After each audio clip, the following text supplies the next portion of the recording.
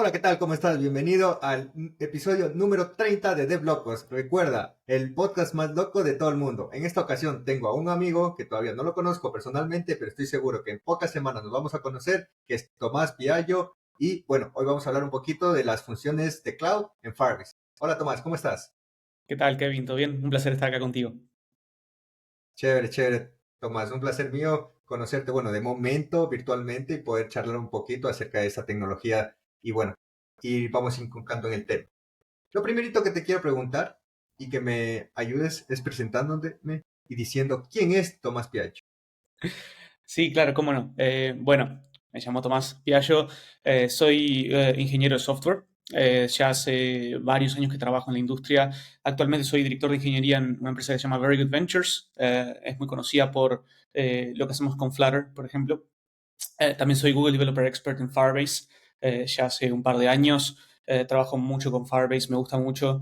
Incluso tengo acá eh, La camiseta. la camiseta, sí, con el logo nuevo, que no mucha gente la tiene, pero yo la conseguí en el Google yo. Y bueno, también bueno, soy mentor de Google for Startups Accelerator. También organizo Google Developer Groups acá en Montevideo, Uruguay. Y además de trabajar en la empresa, digamos, soy docente en una universidad aquí llamada la Universidad Ort de Arquitectura de Software. Así que, bueno, eso es principalmente sobre Ok, mí y nada. ok, chévere, chévere, Tomás. Interesante, interesante todo lo que has logrado realizar. Bueno, ahorita vamos a aterrizar un poquito tu experiencia y me gustaría hablar acerca del desarrollo de software y cómo ha sido a lo largo de todos estos años para ti. Sí, claro. Bueno, yo comencé a trabajar, empecé a programar cuando empecé con los estudios universitarios, hace ya unos cuantos años, 2011 por ahí. Y al poco tiempo empecé a trabajar. A mí sí me interesó poder empezar a programar desde chico y empecé a trabajar hace ya más de 10 años, 12 años aproximadamente.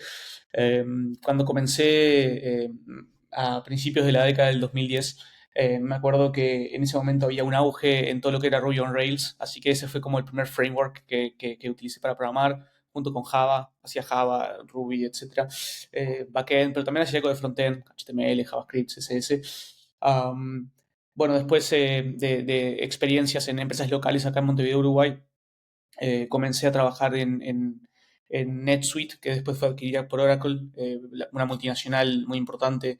Trabajaba desarrollando productos de e-commerce o extendiendo productos de e-commerce para muchos clientes importantes en Estados Unidos. Después de graduarme, empecé a trabajar en Amazon. Ahí hice una pasantía, un poquito antes de graduarme en realidad, de 6 meses en el exterior.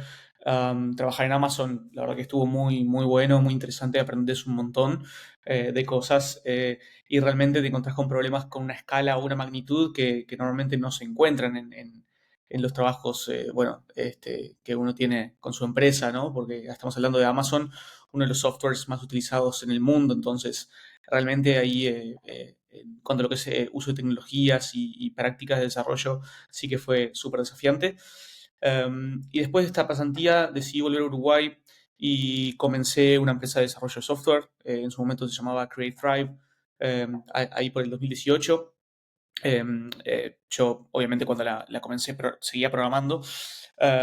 Y después, poco a poco, fuimos creciendo en cantidad de gente. Llegamos a ser más de 50 personas. Yo ahí, para ese entonces, no programaba tanto como me gustaba, porque obviamente era como director de la empresa y estaba dirigiendo todo. Obviamente rodeado de un equipo de personas súper capacitadas, ¿verdad? Hasta que, bueno, surgió la posibilidad de empezar a trabajar con Very Good Ventures y entre charla y charla y viendo que había muy buena sinergia, decidimos el año pasado unir fuerzas y, bueno, hoy por hoy somos parte de Very Good Ventures y me desempeño ahí como director de ingeniería, sobre todo enfocándome en el área de desarrollo web y backend y QA también, que son sectores nuevos dentro de la empresa porque, bueno, Very Good Ventures es una empresa muy conocida por, como decía anteriormente, lo que hacemos con Flutter, y yo también quiero ver de poder expandir lo que es la parte de ingeniería en otros sectores más enfocados en desarrollo web y en backend también. Así que Oh, bueno, eso es principalmente lo que hago. genial, genial, genial. Me llama la atención el momento en que trabajaste en Amazon. O sea, ¿nos puedes contar un poquito la experiencia, cómo fue dentro de trabajar en una Big Tech? y uno de tus principales roles, digamos, porque mucha gente puede pensar, bueno, vas a Amazon y eres otra persona súper dotada que tiene otra clase de conocimiento, etcétera, etcétera, pero he tenido la oportunidad también de conversar con muchas personas que han entrado a estas Big Tech y me dicen que no. Al final somos personas naturales y bueno, el tema es el ingreso, del poder, cómo ingresar y después el rol, que es totalmente de las pruebas de ingreso. Sí, sí, ni que hablar. Creo que em, eh, las personas que hemos trabajado en esas empresas grandes, ¿no? Nos damos cuenta que estando adentro es una empresa más. Digamos, no es que tienen unos procesos increíbles o maneras de desarrollar que son fuera de lo común. No es así realmente. Em, eh, los procesos son muy similares a los que cualquier empresa utiliza y las herramientas de trabajo son también muy similares a los que cualquier empresa utiliza. Em, Realmente fue una experiencia muy enriquecedora, no solamente por el hecho de estar trabajando para Amazon, sino también a mí me tocó irme a vivir a otro país, entonces también fue una experiencia no solamente a nivel laboral, sino a nivel, digamos, de vida ya social, cultural.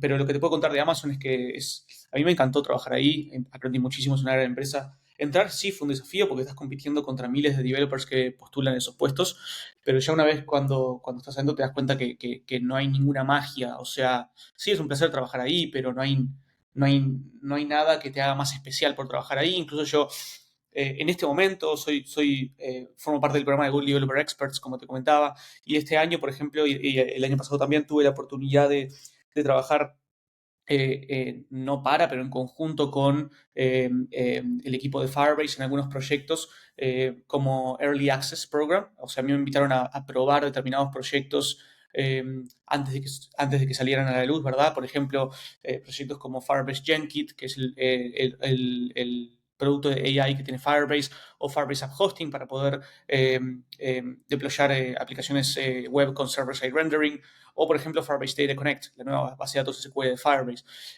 Todos esos productos que, bueno, seguramente tengas algún invitado que hable un poco más de eso eh, en tu podcast, pero todos esos productos antes de que se anunciaran en el Google I.O. Este año, el 14 de mayo, yo estuve desde fines del año pasado probando esos productos junto con el equipo de Firebase y pasándole feedback, etcétera. Entonces, ¿por qué te cuento todo esto? Porque pude ver de primera mano cómo trabaja el equipo, por lo menos viéndolo de afuera, no de adentro, pero de todas maneras pude sentir, bueno, cómo trabajan, cómo son los procesos ahí, de menor o mayor medida.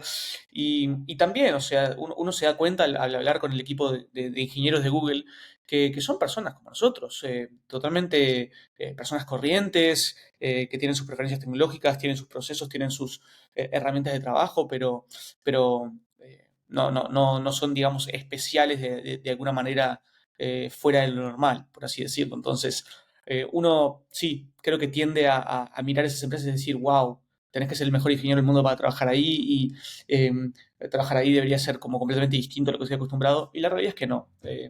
Creo que va por ahí. Chévere, chévere, Tomás. Y bueno, gracias que nos sacas de esta duda para también para la gente que nos está viendo y está escuchando en este momento. Genial. Oye, y bueno, vamos a aterrizar un poquito tu experiencia, porque me dices que al día de hoy eres un director de ingeniería, ¿ok?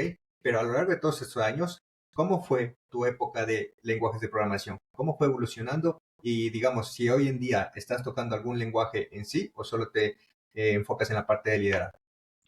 Perfecto, sí. Yo personalmente me enfoqué mucho en lo que fue siempre full stack. Siempre quise poder tocar tanto la parte del frontend como la parte del backend. En algunos momentos tuve más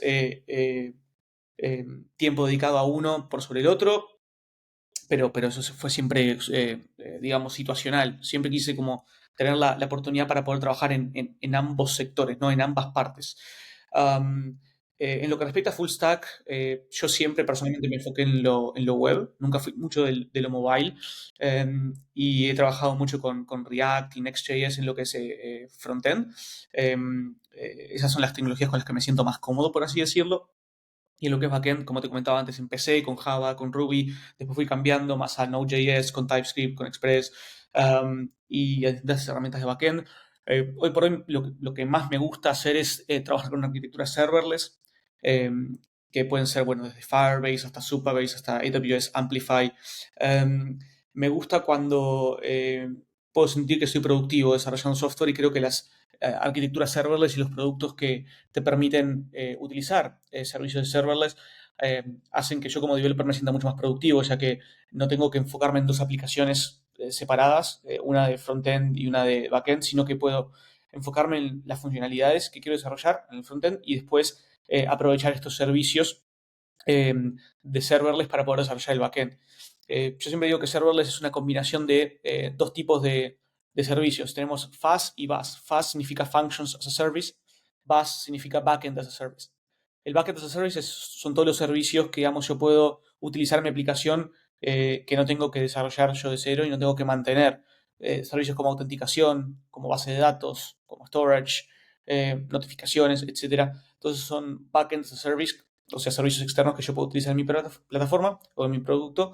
Y después Functions as a Service, que creo que es una de las cosas que vamos a estar concentrándonos más acá en este podcast, es justamente poder desarrollar código backend, desarrollar código que va a ser ejecutado del lado del servidor, pero en vez de una aplicación backend de cero, digamos, standalone, eh, tu código pasa a formar parte de funciones. Funciones que se ejecutan de manera independiente, que escalan de manera independiente y que tienen su lógica de negocio y no tienen como un estado stateful compartido entre las distintas funciones, sino que cada uno maneja su scope, digamos. Perdón que estoy tirando palabras en inglés, es que a veces me queda más cómodo porque son No, no te conceptos que preocupes. estoy acostumbrado a usarlos en inglés, ¿verdad? Pero No, no te preocupes, Tomás, tranquilo. Oye, y sabes que me llama la atención lo que me hablas de Firebase, porque en algunas ocasiones se ha tocado el tema del Backend as a Service y me interesaría saber tu perspectiva de qué pasa para estas personas que están creando un MVP, que están creando un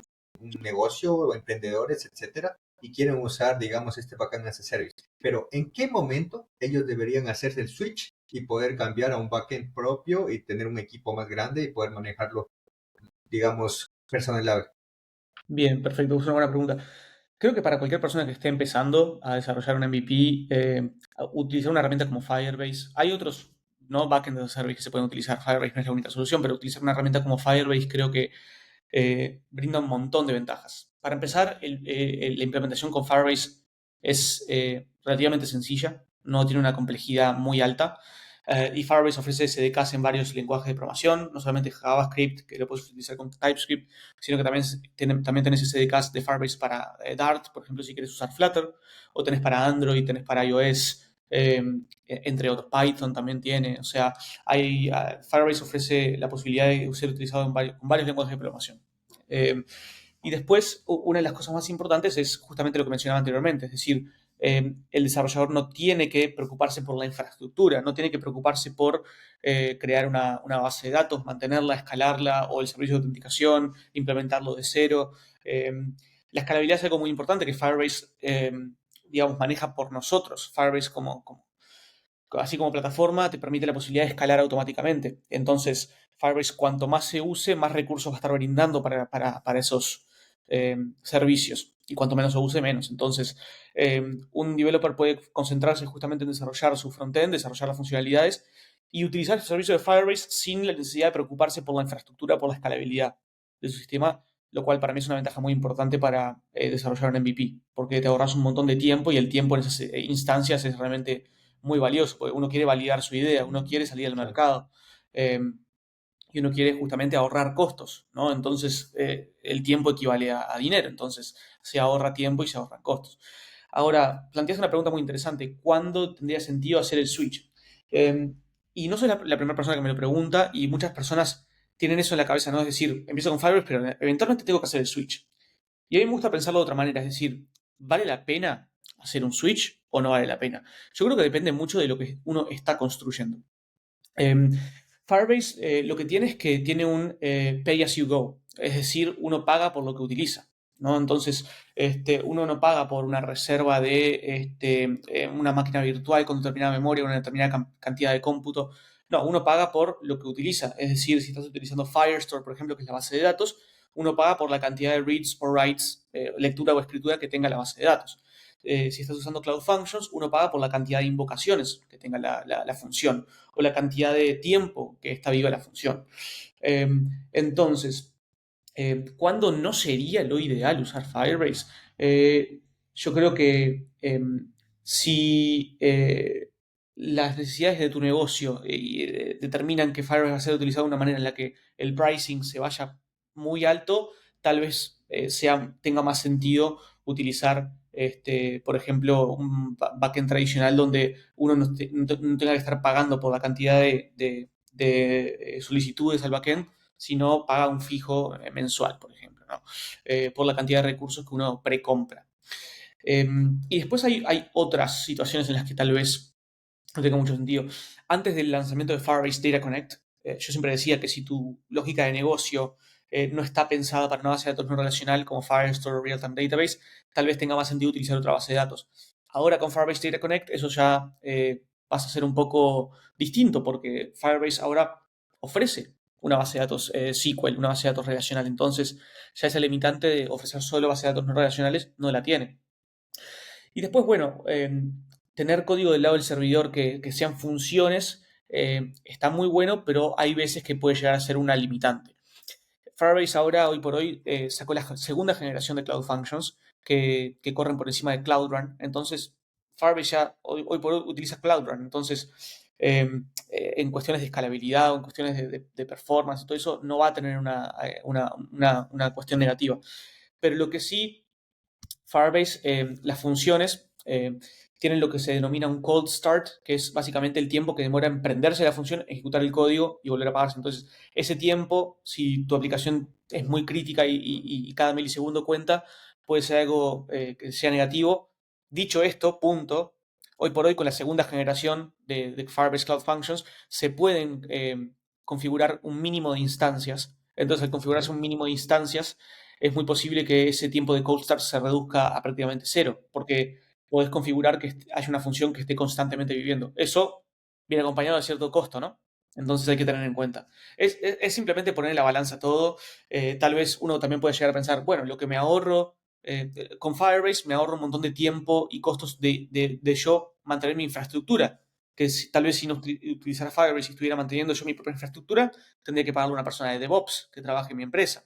Y Claro. tal vez usando Firebase puedo llegar a pagar un poco más por los servicios de Firebase, pero me ahorro los sueldos de gente que estuviera trabajando en DevOps si no estuviera utilizando Firebase. Entonces, creo que al final hay que poner todo en la balanza y tal vez Firebase, usado de buena manera, con buenas prácticas, puede llegar a ser una muy buena opción para aplicaciones que incluso van a escalar a miles o millones de usuarios. Ok, ok, Tomás, súper, súper interesante y bueno, agradecido con esa respuesta porque podíamos notar en qué momento teníamos que hacer el switch. Oye, en el tema de los lenguajes, hablaste acerca de Flutter y el día de hoy en día la empresa donde también estás está enfocada en lo que es Flutter. Ahora, va mi consulta. ¿Por qué Flutter? ¿En qué momento iniciaste Flutter? Y por ejemplo, si te fuiste por la rama de mobile, no probaste lo que es nativo, ya sea iOS o Android. Bien, es una gran pregunta. Yo como comencé con React, lo más natural para mí hubiera sido, si quisiera hacer mobile development, usar React Native. Porque la verdad es que entre uno y el otro no hay una diferencia gigante. Sí que las hay, las diferencias, pero termina siendo React Native y hay muchas similitudes. Hay más similitudes que diferencias. Entonces, creo que lo lógico tal vez hubiera sido, bueno, ir por ese lado, ¿no? Sinceramente, yo soy una persona que me baso mucho en mi intuición. Uso mucho mi intuición para tomar decisiones. Obviamente tomo decisiones informadas, intento tomar decisiones informadas, intento tomar decisiones lo más pensadas posible, pero no ignoro mi intuición. Y yo la primera vez que me crucé con Flutter fue en 2018-19 y realmente leí la documentación, vi las cosas que se podían hacer con Flutter y quedé sorprendido y dije, para mí esto es el futuro. Entonces, después de probar con un proyecto mobile, con React Native en la empresa, quise dar la oportunidad de probarlo con Flutter. La verdad que a los desarrolladores, y en ese momento trabajaba en la empresa un desarrollador que también estaba como muy enamorado de Flutter y lo impulsó un montón y yo le di la confianza y le dije, bueno, vamos a probar con Flutter, sí. Y ahí nos dimos cuenta que la experiencia de la developer experience, como le llaman en inglés, ¿no? La experiencia de desarrollo con Flutter era muy buena. Eh, Veía que las métricas de Flutter a nivel de performance eran muy buenas y que realmente se podía hacer mucho y decidimos apostar de lleno a Flutter. Que en ese momento fue una apuesta, uno podría decir que algo arriesgada, ya que no había muchas empresas o muchos clientes interesados en utilizar Flutter. La verdad que era más una cuestión de nosotros tener que vender Flutter, nosotros tener que decir, bueno, Flutter es bueno por esto y esto y esto y confiar en Flutter, que no te vas a arrepentir. Creo que la jugada nos salió muy bien porque creo que Flutter tuvo una adopción bastante masiva luego y nos pasaba lo opuesto. Nosotros al principio teníamos que salir a buscar clientes y convencerlos de utilizar Flutter. Y lo que nos terminó pasando es que se nos acercaban clientes que querían usar Flutter y estaban interesados en trabajar con nosotros por la experiencia que nosotros teníamos en Flutter. Entonces creo que eso fue muy positivo y hoy por hoy Flutter sigue siendo uno de los principales, si no el más importante framework cross-platform para poder desarrollar aplicaciones tanto para iOS como para Android y por qué no para web también, ¿no? Entonces ahí ya está muy interesante. Y desktop, obviamente, aunque desktop ya es menos popular, digamos, no hay muchas personas desarrollando Claro. aplicaciones desktop, pero web y mobile hay varias.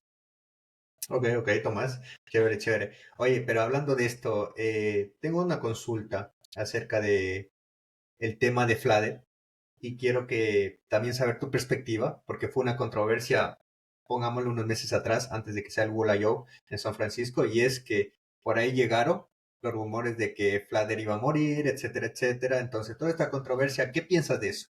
Y aparte, saber qué pasa con Kotlin Multiplatform, porque veo que los dos, Google se está dando rienda. ¿Y qué crees que pasa a futuro entre estas dos tecnologías? Porque al final Kotlin Multiplatform está optando por usar un lenguaje de programación como Kotlin, pero de la forma nativa y que también genera un performance con una gran, tal vez un cambio de mejoría a la parte de iOS. Sí, sí, sí, perfecto. Bueno, lo primero que mencionaste, ¿no? El tema de que Flutter va a morir, etcétera. Eso está muy lejos de ser así. O sea, Flutter está muy lejos de morir. Yo creo que a las personas les gustan los chismes, les gusta el drama, y es como que cuando alguien, ¿no? Prende un fósforo y inicia una mecha, eso se convierte en un incendio. Este, entonces, creo que pasó algo así. Lo que pasó realmente es que Flutter quería como reubicar determinadas iniciativas en otros equipos.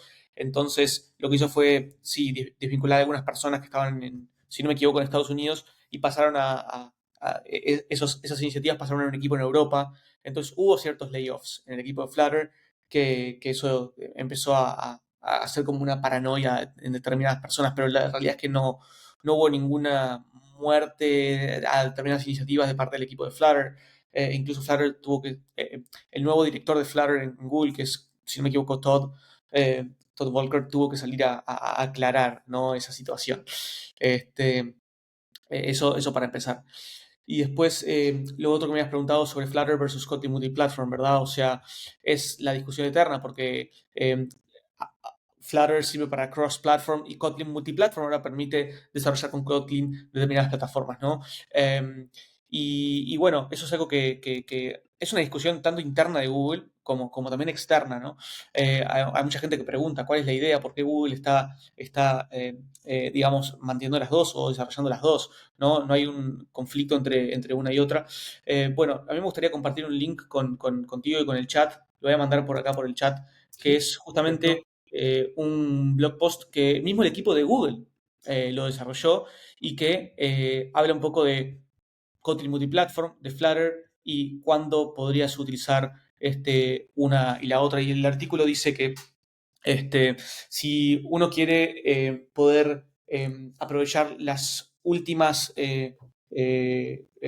bueno, últimas capacidades de Android, por ejemplo, y uno quiere realmente enfocarse en Android, pero poder dar support a otras plataformas, te recomiendan utilizar Kotlin con Jetpack Compose, que es el UI toolkit para Android, y ahí se puede aprovechar todas las capacidades de Android y pudiéndole dar soporte a otras plataformas.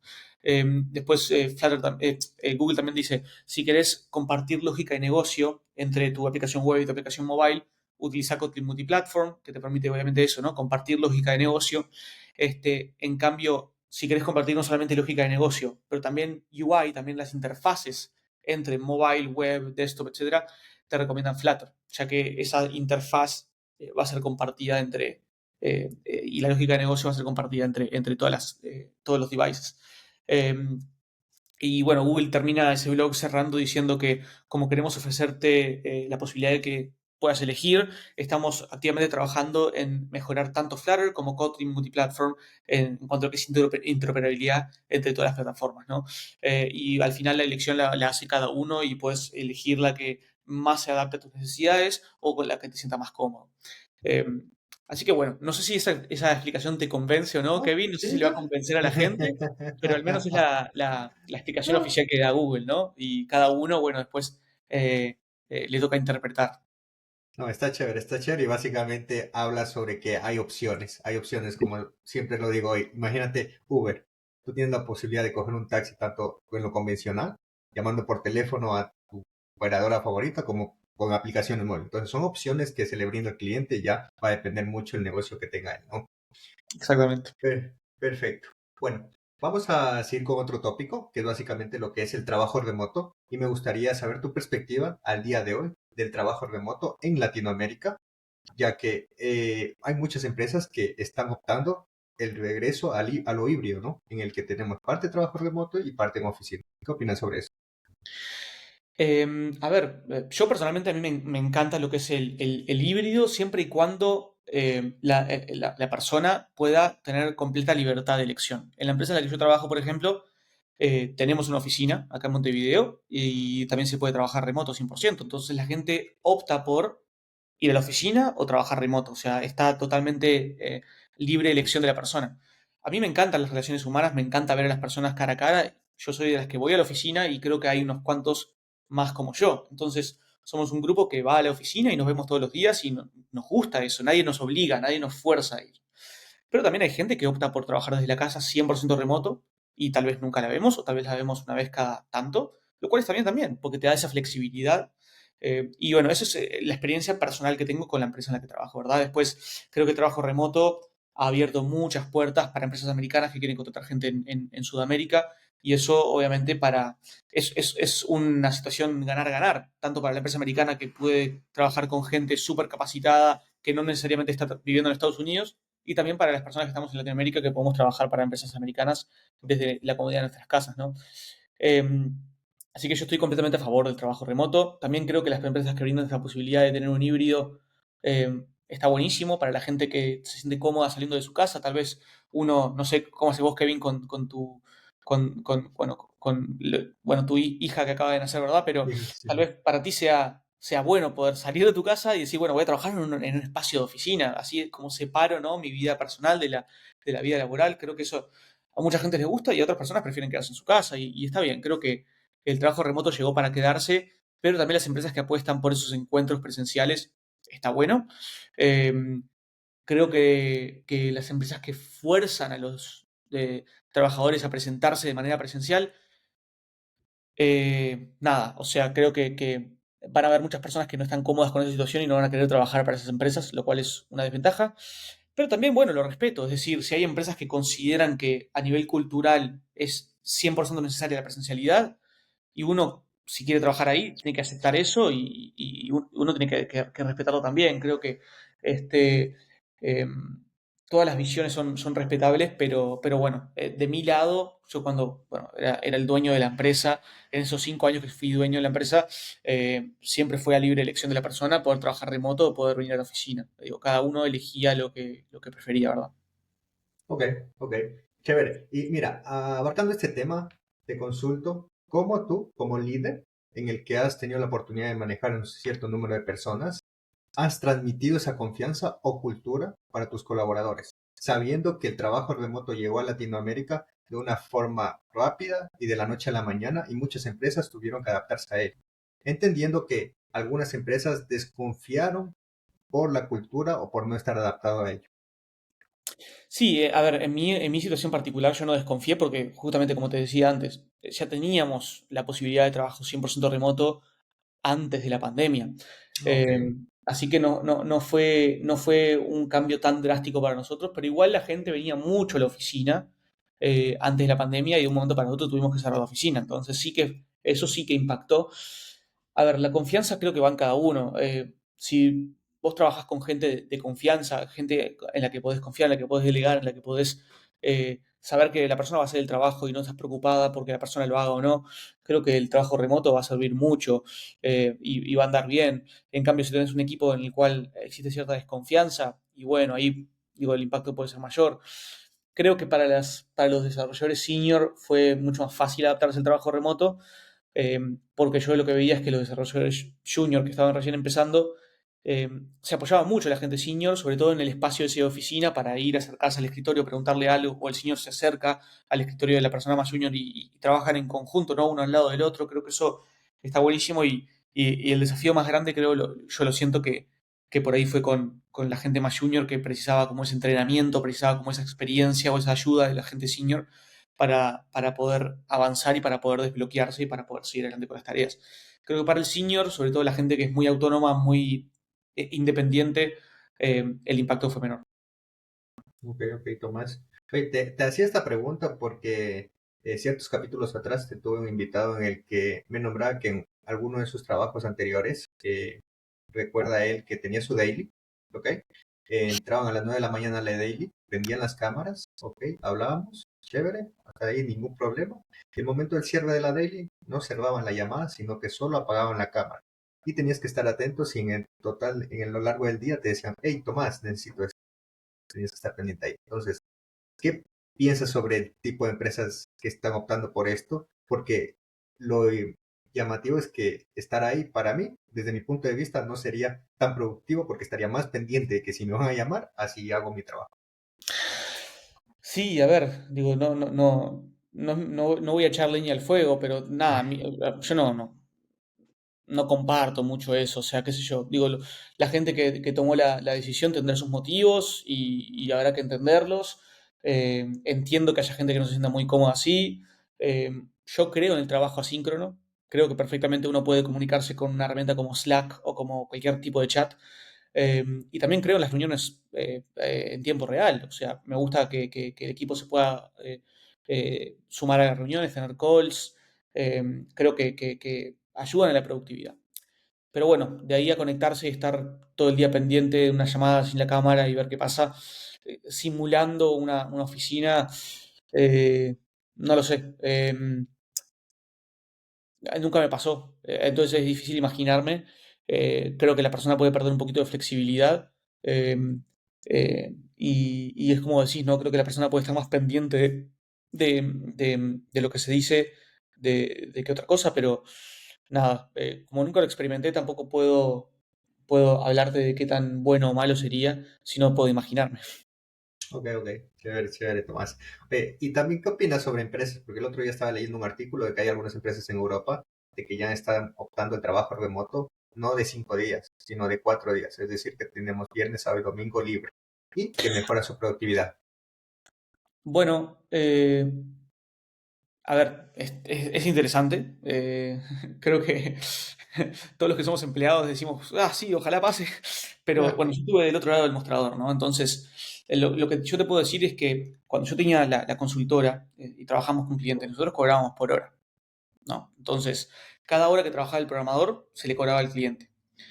Y si nosotros tuviéramos una jornada de 4 horas, en vez de 4 días, perdón, en vez de 5 días semanales de trabajo, en ese sentido, eh, primero tendría que ver si los clientes estarían ok con eso, porque entiendo que eso pasa en Europa, pero muchos clientes que nosotros tenemos están en Estados Unidos, entonces los clientes estarían ok con que un equipo de trabajo trabaje de lunes a jueves y tenga el viernes libre, más allá de que no esté pagándolo, digo, porque ni que hablar que yo no le podría cobrar un día a un cliente que no se trabaja. Entonces, partamos de esa base, o sea, mis ingresos serían 4/5 del total, ¿no?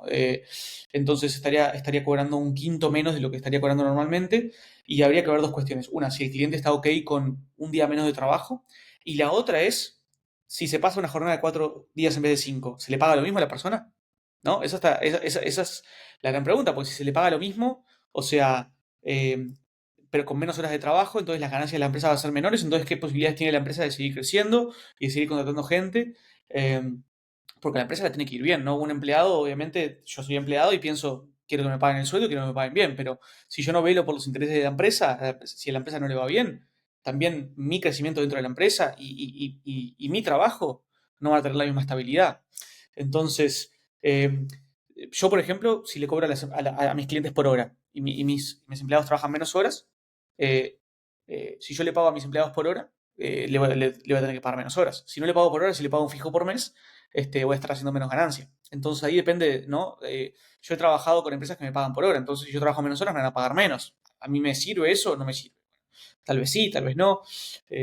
creo que no hay una respuesta única para esa situación que planteas, Kevin. Creo que es más una cuestión de ver el macro, ¿no? Ver el panorama. Entiendo que hay empresas, para ciertas empresas puede ser más fácil hacerlo. Por ejemplo, empresas de producto, tal vez, que no tienen que rendirle cuentas a un cliente. Capaz que pueden tener una jornada laboral de 4 días por semana. No lo sé. Pero bueno, creo que para algunas empresas sería más fácil y para algunas más difícil, ¿no? Porque eh, las empresas globales tienen que también adaptarse a la forma de trabajo de sus clientes o de sus distintas regiones en el mundo. Y si hay una región en el mundo o un país en el mundo que implementa eso, va a estar muy desconectado con el resto de los países con los que trabajan, ¿no? Entonces, no es tan fácil. Ok, ok. Chévere, chévere, Tomás, por tus respuestas. Bueno, vamos entrando a lo que es lo principal del podcast, que es básicamente hablar sobre el Cloud Function y también sobre Firebase. Y me gustaría que des una breve descripción que sea sencilla para la gente que nos está viendo y escuchando, sabiendo que hay personas que no están, digamos, en el mundo del software y quisieran saber qué es Firebase. Perfecto, sí. Bueno, como yo mencioné anteriormente, Firebase es una plataforma que ofrece la posibilidad de utilizar determinados productos para construir un backend. Eh, Serverless, siempre se habló de la combinación de Functions as a Service y Backend as a Service. Lo que respecta a Cloud Functions, sería la parte de Function as a Service. O sea, es un producto de Firebase que permite ejecutar código del lado del servidor, ¿verdad? Código backend, por así decirlo. Eh, esas funciones se van a poder invocar eh, eh, gracias a determinados eventos que suceden en tu sistema. Esos eventos pueden ser desde solicitudes HTTP, ¿no? Un request, una solicitud que se le manda a la función, o sea, la función tiene un endpoint que uno puede llamar, así como una API, que eso sería como lo más conocido, pero también pueden ejecutarse esas funciones a través de distintos eventos que suceden en la aplicación. Por ejemplo, podemos tener una función que es un scheduler, que significa que se va a ejecutar tantos días a la semana o todos los días a determinada hora, entonces siempre se ejecuta. Y también puede ser una función que se ejecute con determinados eventos que suceden con otros servicios de Firebase. Por ejemplo, Firestore o por ejemplo autenticación, o por ejemplo, qué sé yo, eh, puede haber otras, database, real-time database, tenés también PubSub, o sea, hay muchas funciones que se pueden ejecutar por eventos que suceden con otros productos de Firebase. Entonces, eso es básicamente Cloud Functions y bueno, hoy por hoy tenés la posibilidad de escribir tu código utilizando JavaScript, TypeScript o Python. Esos son como los lenguajes de programación que Firebase Cloud Functions ofrece a los desarrolladores. Antes había solo JavaScript y TypeScript y Python fue el último agregado como para poder escribir las funciones en otro lenguaje, ¿no? Así que es eso, como te comentaba, como se invocan de determinadas maneras, hay muchos tipos distintos de Cloud Functions que uno puede implementar. Ok, y mediante esta definición, ¿podrías hablarnos sobre cuál es la potencia de este servicio desde lo más fácil para poder entender a la gente que nos está escuchando hasta lo más complicado que podríamos llegar a hacer con Cloud Function? Un ejemplo real Sí, podría ser. sí, creo que lo principal de todo es que uno como desarrollador no tiene la necesidad de administrar la infraestructura de tu aplicación ni de escalar tus servidores. O sea, todo eso se hace automáticamente. Entonces, eh, a medida que va creciendo el uso, a medida que va creciendo tu cantidad de usuarios y van creciendo la cantidad de invocaciones que tiene una función, la misma va a ir administrándose automáticamente. Entonces uno no tiene que preocuparse por la escalabilidad o la mantenibilidad a nivel de infraestructura de ese código. Entonces, eh, eso creo que es lo principal, es decir, mantenimiento cero. Vos implementas tu código con TypeScript, con Python, lo que sea, y después de eso deployás o subís tu código y Firebase va a automáticamente estar aumentando o disminuyendo los recursos para que coincidan con la frecuencia de uso de los usuarios que tenemos. Entonces, no hay que preocuparse por la configuración, por la escalabilidad horizontal o vertical de los servidores, todo eso, cero mantenimiento. Eso es lo principal que ofrece Firebase. Y después lo otro importante que ofrece Firebase es la integración, ¿no? De esa lógica de negocio con los otros servicios de Firebase. Como mencionaba, las funciones responden a eventos que suceden o que se generan por varias funciones o varios productos de Firebase. Desde autenticación hasta storage, hasta Firestore o base de datos. Entonces, Eso te permite como hacer un sistema completamente integrado, lo cual es súper interesante. Y obviamente el código del lado del servidor es muy importante para mantener toda esa lógica de manera privada, ¿no? O sea, uno cuando escribe código del lado del cliente o código frontend, ya sea mobile o web, los clientes podrían llegar a tener acceso a ese código. En cambio, del lado del servidor no se tiene acceso a ese código. Entonces, por una cuestión de seguridad, tiene mucho sentido escribir parte de la lógica del lado del servidor, ¿no? Entonces, creo que va un poco por ahí las principales. Chévere, chévere. Oye, Tomás, y bueno, hablando de Firebase, te lo pregunto así personalmente, ¿tienes algún servicio favorito como que digas, oye, me encanta este servicio de Firebase y lo usaría sí o sí en cada aplicación o proyecto que yo realice? Bueno, sí, antes del Google I.O. de este año, te diría que los que más me gustaban eran Firebase Authentication para manejar todo lo que es la autenticación de una manera muy fácil. Y después me gusta mucho Firestore como base de datos. O sea, esos son como los dos que he utilizado mucho. Ahora, hay dos servicios que me gustan mucho de Firebase en este nuevo lanzamiento de Google I.O. Uno de ellos es Firebase App Hosting, que es para poder, como te mencionaba antes, hostear o deployar aplicaciones server-side rendering como Next.js, etcétera. Es una alternativa a Vercel. Vercel es una herramienta que a mí me gusta muchísimo y ahora Firebase con Firebase App Hosting lo ofrece.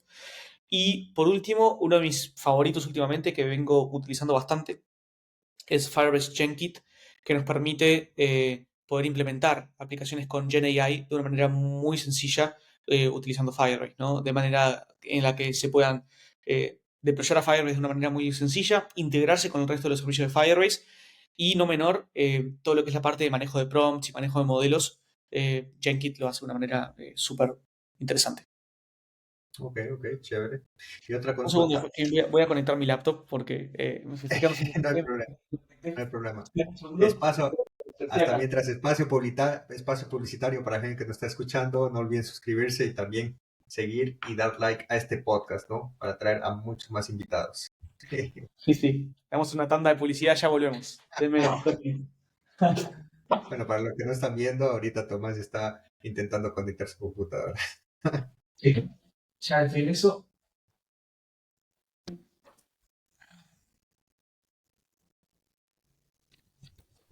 Ya, sí, Listo. ahí sí, perfecto, regresamos. Bueno, una consulta que quería saber sobre tu perspectiva y bueno, como persona que ha tenido la oportunidad de trabajar conjuntamente con gente de Google por el producto de Firebase, ¿qué piensas al futuro de Firebase y cómo lo ves para la utilización de empresas grandes que ya que lo utilicen y no solamente como un producto, perdón, como un servicio para un producto que esté iniciando como un MVP o para emprendedores, sino que ya empresas grandes? Yo el futuro de Firebase lo veo muy, muy, muy positivo. Creo que Firebase es un producto que ofrece Google o una plataforma que ofrece Google que le da mucha rentabilidad a Google. Esa es la realidad. O sea, le da un montón de ingresos a Google. Google realmente está apostando bastante por Firebase y creo que con todos estos nuevos productos que están surgiendo de Firebase o con el nuevo logo acá de Firebase, uno puede ver que para Google es algo importante y es algo que le quiere dar su impronta, su importancia, ¿no? Creo que el gran desafío es el que vos mencionás, Kevin. El gran desafío es poder cambiar la mentalidad de los que toman las decisiones en las empresas de tecnología, como para decir, Firebase es solo para MVPs o sirve para una empresa enterprise que quiera escalar. Yo creo que, vuelvo a repetir, depende mucho de la cantidad de usuarios, depende mucho de cómo se implemente Firebase, eh, pero estoy convencido que para hacer las empresas que por más de que tengan cientos de miles de usuarios, puede ser algo escalable y puede ser algo que rinda al momento de implementarlo.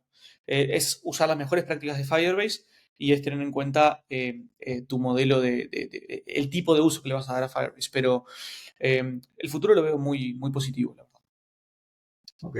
Oye, ahorita que muestra la camiseta, te hago una pregunta. Ahorita que estuviste en algo Google I.O., eh, ¿solo fue un rebranding o fue por alguna opción que cambiaron el logo?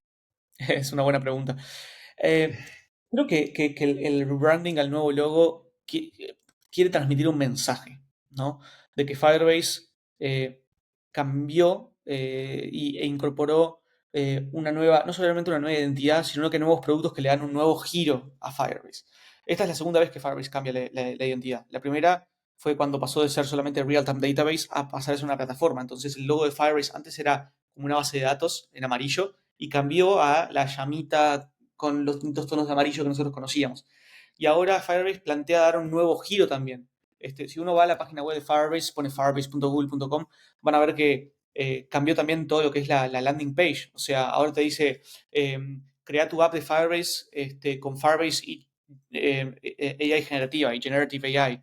Y le cambiaron el logo a los productos y los principales productos que muestran ahí son App Hosting, Data Connect o Jenkit.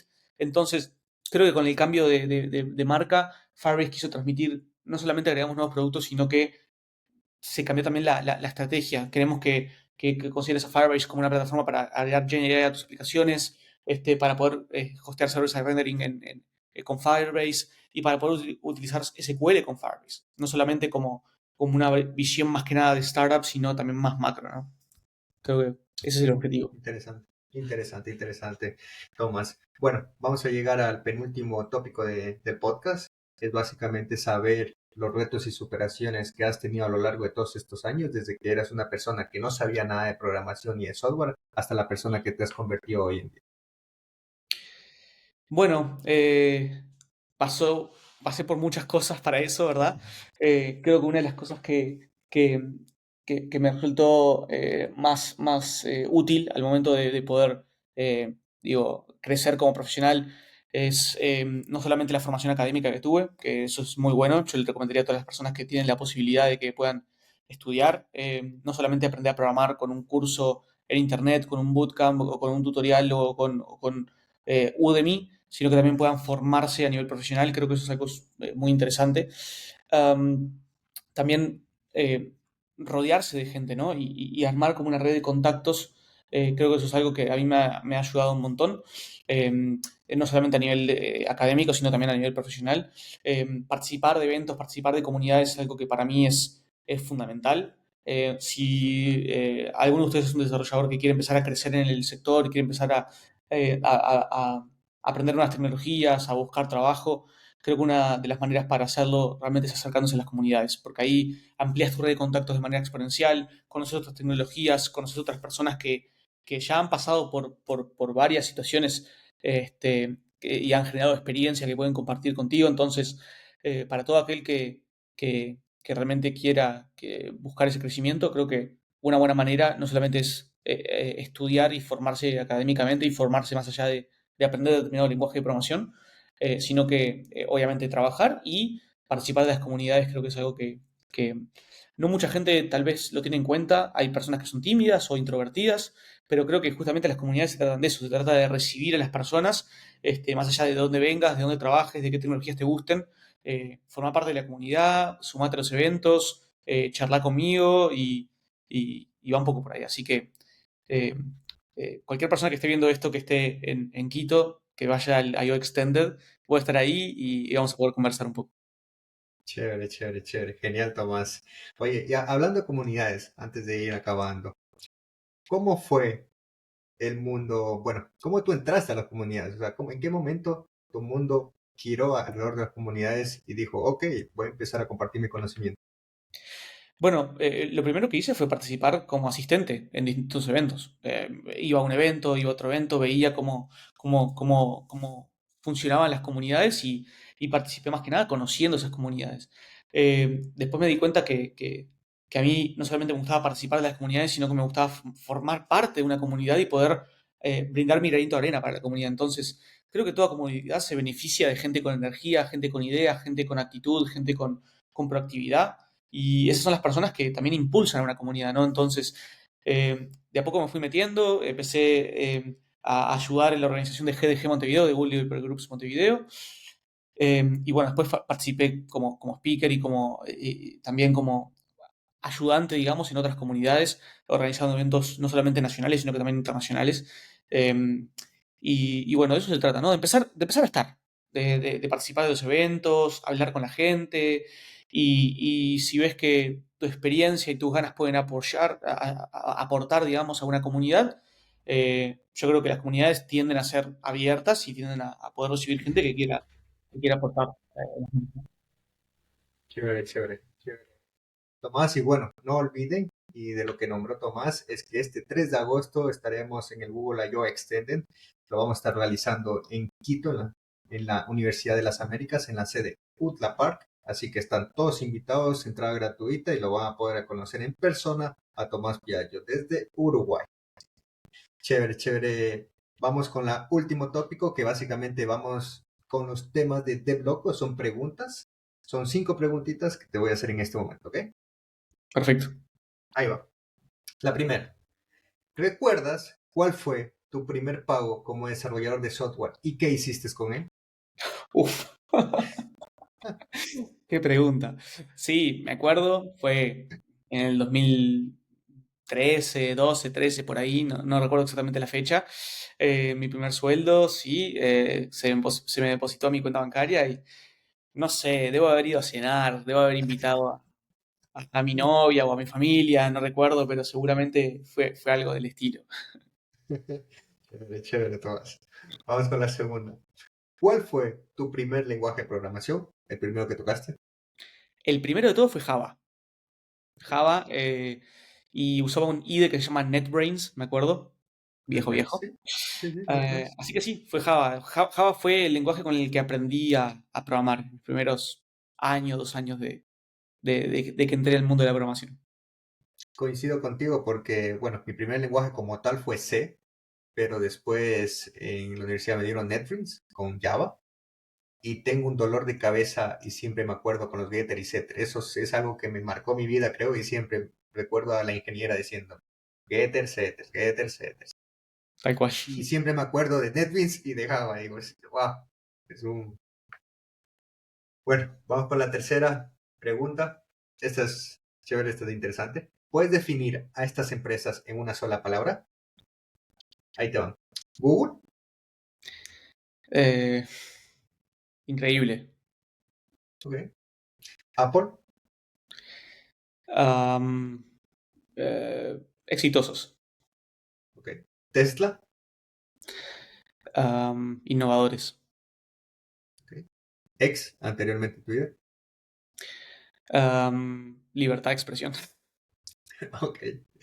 Yahoo, Am, Desaparecida. va. Facebook, Adolescencia. perfecto. TikTok, Ah, eh, no lo uso. ok, ok. Amazon, Eficiencia. ok. LinkedIn, Am, la palabra en inglés sería networking, pero supongo que en español se traduce a eh, contactos, contactos. ok. Y por último, Windows Live Messenger. Uf, niñez.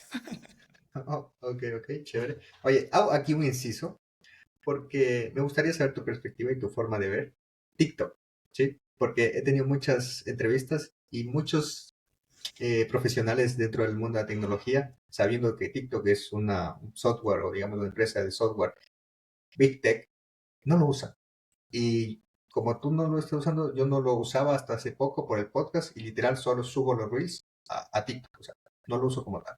¿Por qué crees que esto pasa? Yo personalmente no lo uso porque no consumo ese tipo de contenido. Ahora, yo no soy creador de contenido, pero si lo fuera, o tuviera un producto que quisiera vender, o tuviera algo que quisiera masificar a nivel local, lo usaría, no lo subestimaría. Creo que para creadores de contenido o para eh, personas que ofrezcan un servicio o que ofrezcan algo a un público objetivo, si ese público objetivo está en TikTok, tenés que estar en TikTok. Y tenés que masificar y generar una audiencia ahí. Bueno, como consumidor yo prefiero invertir mi tiempo en cosas más productivas, pero ahí ya. O sea, entiendo que el ocio cada uno lo maneja como quiere. Yo veo, digo, igual me pongo a jugar a algún videojuego capaz, o voy no sé, hago deporte o algo de eso, pero la gente que usa TikTok, digo, respetable, no tengo nada en contra de eso, simplemente no lo uso. Ok, ok, chévere, chévere, Tomás. Bueno, vamos con la cuarta pregunta. ¿Puedes decirme cuántas líneas de código has escrito en tu vida? No vale el copy-paste. Lanzame un número ahí. Oh, no, imposible. Lánzame un número. Lánzame un número. Tengo que tirar un número. 100.000.